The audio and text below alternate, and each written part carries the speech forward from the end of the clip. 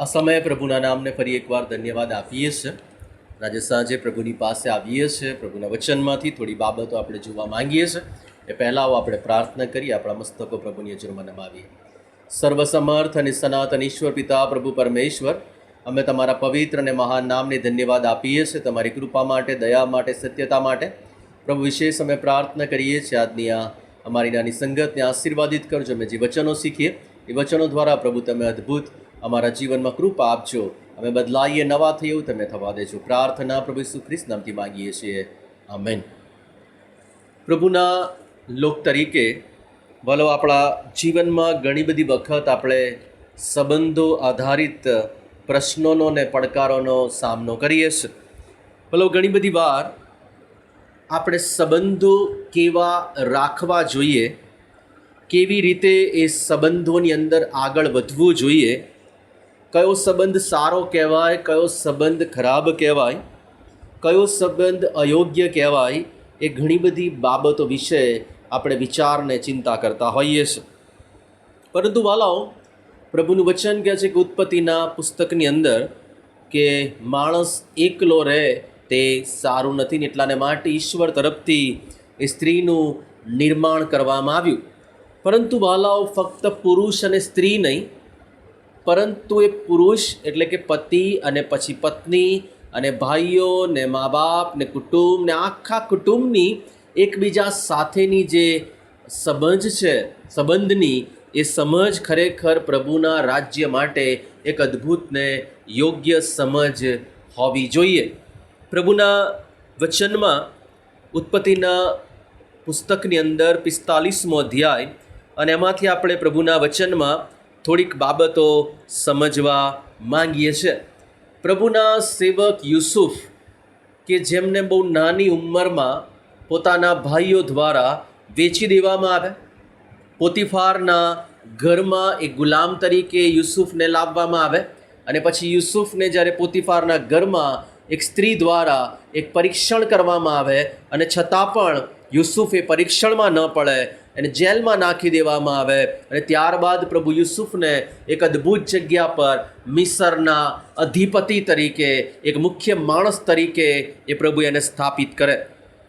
બોલો, ઘણી બધી વાર આપણે આપણા જીવનને જોઈએ છે કે જીવનની ઘટમાળ કંઈક એ પ્રકારે થાય કે પ્રભુ કોઈ પણ સામાન્ય માણસને ઉચકીને એક એવા પદ પર મૂકી દે કે ઘણી બધી વાર એ પદ પર મૂક્યા પછી માણસની ખરી અને સાચી ઓળખ થતી હોય છે.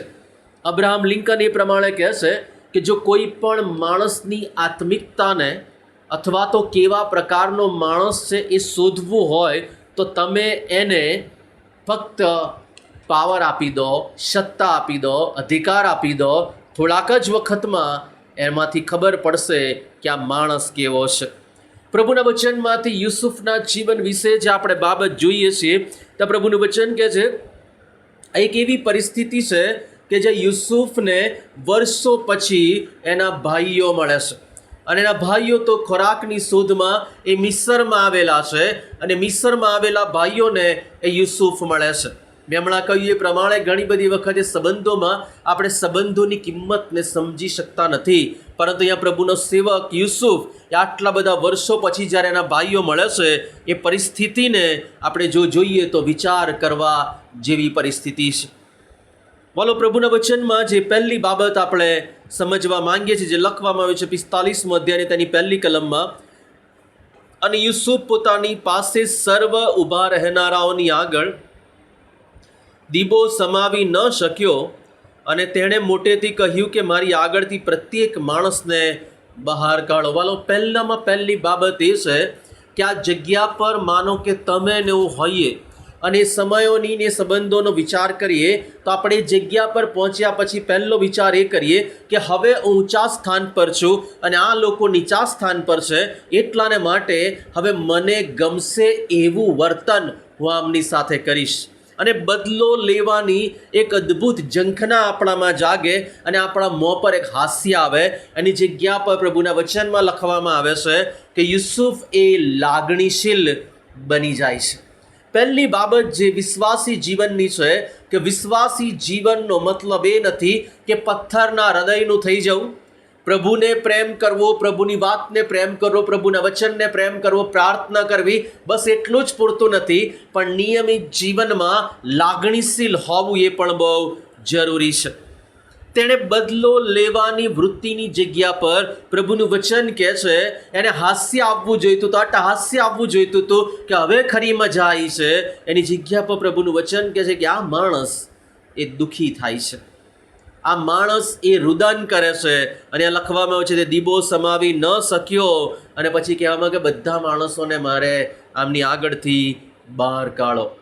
વાલો, પ્રભુનું વચન કહે છે કે આ માણસ એટલા માટે, યુસુફ એટલા માટે એવું કહે છે કે બીજા લોકોની આગળ એ પોતાના ભાઈઓનો કે પોતાના કુટુંબનો એ તમાશો બનાવવા માંગતો નથી. એ એમને એમની આગળ ખરાબ રીતે ચિતરવા માંગતો નથી.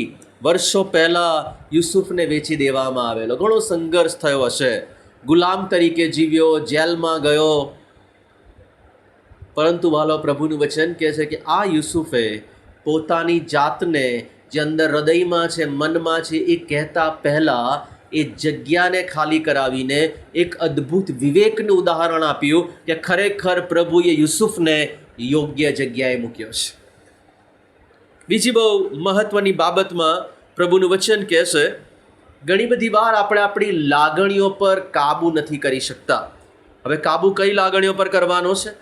નકારાત્મક લાગણીઓ પર કાબૂ કરવાનો અને હકારાત્મક જે લાગણીઓ છે એને આગળ લઈ જવાની અને વધારે દર્શાવવાનો પ્રયત્ન કરવાનો. કારણ કે મોટા ભાગે નકારાત્મક લાગણીઓના દર્શનથી, નકારાત્મક લાગણીઓને દર્શાવવાથી સંબંધો તૂટી જાય છે, જ્યારે હકારાત્મક લાગણીઓ એ સંબંધોને બાંધનારી છે.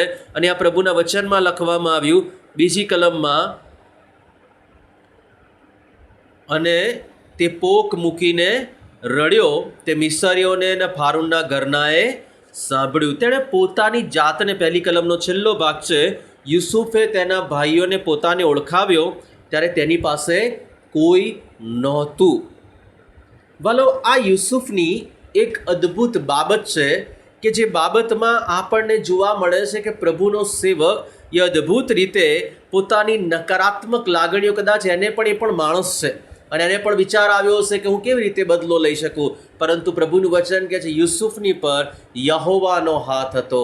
એ જેલમાં હતો ત્યારે, ખાડામાં હતો ત્યારે, એને પરેશાન કરવામાં આવ્યો ત્યારે, જ્યારે એણે રાજ્ય કર્યું ત્યારે, અને એટલાને માટે પ્રભુના વિશ્વાસી જીવનની અંદર જ્યારે જીવતો હતો ત્યારે હકારાત્મક લાગણીને આગળ રાખી. તે પોક મૂકીને રડ્યો, બધાને બહાર કાઢ્યા અને એમની આગળ બહુ અદ્ભુત રીતે એક ભાઈ તરીકે તે પ્રગટ થયો.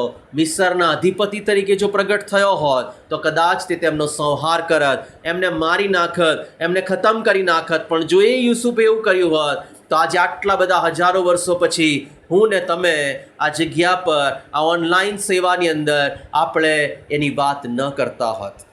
ભલો, પ્રભુનું વચન કહે છે એફેસીઓને પત્ર 4 અધ્યાયની 26મી કલમ, ગુસ્સે થાવ પણ પાપ ન કરો અને તમારા ક્રોધ પર સૂર્યને આથમવા ન દો.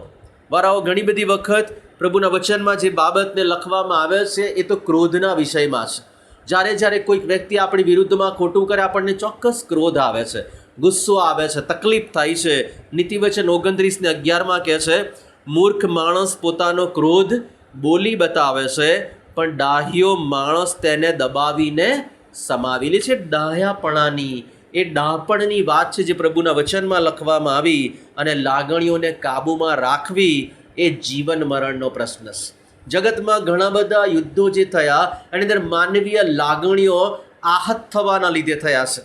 કેટલા બધા કૌટુંબિક ઝઘડાઓ જે થાય છે એ અંગત લાગણીઓ, પેલાએ મને આવું કીધું, ફલાણા મારી સાથે આવી રીતે વર્ત્યા, આ બધી બાબતોના લીધે થાય છે. પ્રભુનું વચન કહે છે લાગણીઓને કાબૂમાં રાખવી બહુ જરૂરી છે. ત્રીજી બહુ મહત્વની બાબતમાં પ્રભુના વચનમાં લખવામાં આવ્યું 4 કલમ, અને યુસુફે તેના ભાઈઓને કહ્યું કે કૃપા કરીને તમે મારી પાસે આવો. વાલા, આજની આ ટેકનોલોજીની દુનિયાની અંદર લોકો ટેકનોલોજીમાં એટલી બધી હદે ગળાડૂબ થઈ ગયા છે કે તેઓ બીજા પોતાના લોકોની સાથે સંબંધ રાખવાનું, નજદીકી રાખવાનું, વાતચીત કરવાનું, હાલચાલ પૂછવાનું ભૂલી ગયા છે. ભલો પ્રભુનું વચન કહે છે યુસુફ એ સમયની અંદર, એ તકલીફના સમયમાં, એ મુશ્કેલીના સમયમાં, ભયંકર પીડાના સમયમાં, અને ત્યાં જે ભાઈઓ ડરી ગયેલા છે એમને આશ્વાસન આપવાને માટે એમને કહે છે તમે મારી પાસે આવો. વાલાઓ, ઘણી બધી વખત લોકોને દૂર કરવા કરતાં તેમને નજદીક રાખીને એમની સાથે યોગ્ય સંબંધ રાખવાની બહુ મોટી જરૂર છે. વાલાઓ, આ લાગણીસભર સમયમાં યુસુફ પોતાના ભાઈઓને પોતાની પાસે બોલાવે છે. વાલો, પ્રભુનું વચન કહે છે કે તમારો ને મારો ઈશ્વર પિતા સાથેનો સંબંધ જ્યારે તૂટી ગયેલો તો પ્રભુ ઈસુ ખ્રિસ્ત આ પૃથ્વી પર આવ્યા કે જેથી તમે ને હું, આપણે દરેક એ પ્રભુ પરમેશ્વર પિતા સાથેના સંબંધમાં જોડાઈએ. ઈશ્વર પિતા તરફથી પ્રથમ ડગલું ભરવામાં આવ્યું, અને એટલાને માટે આપણે કહીએ છીએ પ્રથમ તેણે આપણને પસંદ કર્યા છે, અને એટલાને માટે આજે આપણે એ પ્રભુને એ પસંદ કરવાની અને એના માર્ગમાં ચાલવાની જરૂર છે. આજના દિવસની છેલ્લી બાબત જે પ્રભુના વચનમાં લખવામાં આવી છે, 5મી કલમ, હવે તમે મને અહીં વેચી દીધો છે તેના લીધે તમે દિલગીર ન થાઓ. પ્રભુનું વચન કહે છે કે તમે જ્યારે મારી વિરુદ્ધમાં બધી બાબતો કરી પણ તમે દિલગીર ના થશો. યુસુફે જે બાબત શીખવવા માંગે છે તો એ બીજાને પાડી ન નાખો, પણ તમે બીજાને ઊભા કરતા શીખો. ઘણી બધી વાર ઘણા બધાના વ્યક્તિત્વને, ઘણા બધાના જીવનને, ઘણા બધાની સેવાઓને આપણે પાડી નાખીને બહુ ભયંકર કામો કર્યા છે. પ્રભુનું વચન કહે છે કે બીજાને પાડી ન નાખો પણ બીજાને ઊભા કરો. હવે તમે મને વેચી દીધો એના લીધે તમે દિલગીર ન થાઓ. વાલો, બહુ અદ્ભુત બાબત.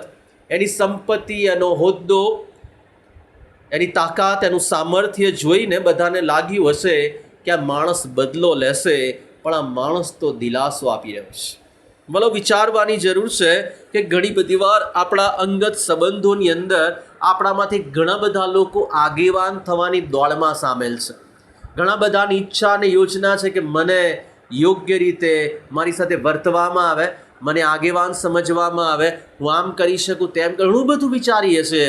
વાલો, પ્રભુનો સેવક કહે છે બીજાની સેવા કર્યા વગર, કોઈ પણ પ્રકારની સેવા હોય, લાગણીશીલ સેવા હોય, આત્મિક સેવા હોય, પ્રાર્થના કરવાની સેવા હોય, કાઉન્સેલિંગની સેવા હોય, આર્થિક મદદની સેવા, ગમે તે સેવા હોય, એ સેવા જો નથી કરવી અને પછી આગેવાન બનવાની અપેક્ષાઓ રાખવી છે, વાલાઓ, એ શક્ય નથી. પ્રભુના વચનમાં બહુ સ્પષ્ટપણે લખ્યું છે, અહીંયા લખવામાં આવ્યું કે તમે દિલગીર ન થાઓ. બહુ અદ્ભુત સેવા એણે કરી. એમનો ડર, એમની ચિંતા, એમની તકલીફ, મુશ્કેલી બધાની વાતને યુસુફે એક વાક્યમાં અલગ કરી દીધી. તમે મને વેચી દીધેલો ને એના લીધે ચિંતા ન કરો. ખરેખર એ લોકોના કાન એવું સાંભળવાને માટે તૈયાર હતા. કેવો વેચી દીધેલો મને? પ્રભુએ કેવી જગ્યા પર મને મૂક્યો? હવે તમને બધાને જોઈ લઈશ. પ્રભુનું વચન કહે છે ના. પ્રભુનું સેવક એ પ્રમાણે કહે છે તમે ભલે મને વેચી દીધો, એના લીધે દિલગીર થશો નહીં. તમારો અને મારો પ્રભુ ઈસુ ખ્રિસ્ત એ વધસ્તંભ પરથી એમ કહે છે, હે પ્રભુ, આ લોકોને માફ કર, કારણ કે તે લોકો શું કરે છે તે તેઓ જાણતા નથી. વાલાઓ, લાગણીના જે સંબંધો છે, જે ખ્રિસ્તી વિશ્વાસના જીવનના સંબંધો છે, એ સંબંધોમાં લાગણી હોવી જરૂરી છે, વિશ્વાસ હોવો જરૂરી છે, એકબીજાને ઊંચા ઉઠાવવાની વાત હોવી જરૂરી છે, માફી આપવાની જરૂર છે અને પ્રેમ કરવાની જરૂર છે. પ્રભુ આ વચન સમજવાને માટે આપણને કૃપા આપે. આવો આપણે પ્રાર્થના કરીએ. સર્વસમર્થ અને સનાતન ઈશ્વર પિતા, પ્રભુ પરમેશ્વર, અમે અમારા જીવનને તમારા હાથમાં મૂકીએ છીએ. તમારી કૃપાથી, દયાથી ભરજો, તમારો આશીર્વાદ આપજો, અને આજની અમારી સેવામાં પ્રભુ તમે કૃપા આપી આભાર માનીએ છીએ. જે લોકો પ્રભુ તમારું વચન સમજ્યા છે, જે સમજનાર છે, દરેકને પ્રભુ તમારી કૃપા આપજો. અમારી પ્રાર્થના વાલા તારનાર પ્રભુ ઈસુ ખ્રિસ્ત નામથી માંગીએ છીએ. આમેન.